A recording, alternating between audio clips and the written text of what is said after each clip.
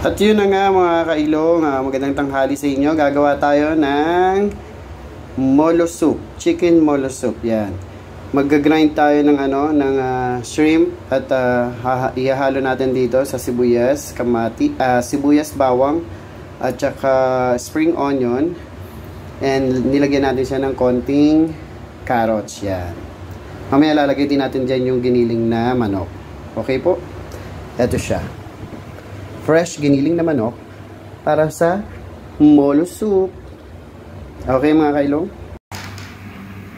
At yun na nga mga kailong, yung kaninang ginrind natin na chicken para sa molo, nilagyan natin yan ng bawang, sibuyas, onion spring at saka konting carrots at saka tinimplahan na natin yan. Ito na yung last na gagawin natin yan para sa ating lulutuing molo soup. Okay po, chicken molo soup. Yan. Kailong style. Okay po mga kailong. Yan, matatapos ko na to. After nyan, lulutuin na natin siya. At ayun na nga mga kailong, sinimulan natin ang pagluluto ng ating chicken molo soup. Yan, ginisa na natin yung bawang, sibuyas at saka konting manok na pinakuloan natin kanina. At yung nilagay na natin yung sabaw sa pinagkakuloan ng manok. Tapos yan, nag-isa ako ng bawang na may chili. Para sa chili oil mamaya. Yan. Okay, pakukulan lang natin yan at dadagdagan natin ng konting sabaw at titimplahan. Saka natin ilalagay yung ginawa nating molo. Okay po mga kailong. At sa pagpapatuloy mga kailong, ilalagay na natin ang molo. Yan. Dahan-dahan lang natin ilalagay yan.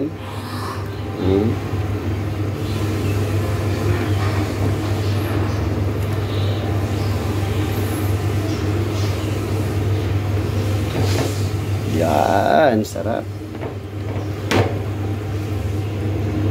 Yan. Tapos hihintayin lang natin yan umangat. Pag umangat na yan, ibig sabihin luto na yan. So, after nun, ilalagay natin yung hiniwa nating natirang molo wrap. Yun yung magsisilbi niyang parang garnish. At saka lalagyan natin yan ng konting carrots para medyo may kulay ng konti. Tapos yun na. Yun na yung ating molo soup. Chicken molo soup. Okay mga kailong? At sa pagpapatuloy mga kailong, dahil umangat na siya, ibig sabihin medyo luto na siya, lalagay na natin tong natirang hiniwa nating molo. Siyempre kakalat mo lang yan. Yan. Tapos lalagay na natin tong carrots. Yan. Perfect. Tapos yun na nga mga kailong. Habang kumukulo yan siya, ilalagay na natin tong ating spring onion. Yan. Wow, ang sarap niyan mga kailong. Yan, ready na ang ating chicken molo soup, kailong style. Simple lang yan, pero ang dami mga kailong. Kaya kung nagustuhan nyo to, gawin nyo na to mga kailong. Konting chicken lang ang magagamit nyo dito. Tipid, masarap na tipid pa. At masustansya pa yan mga kailong. Okay, maraming salamat mga kailong. Kain na tayo.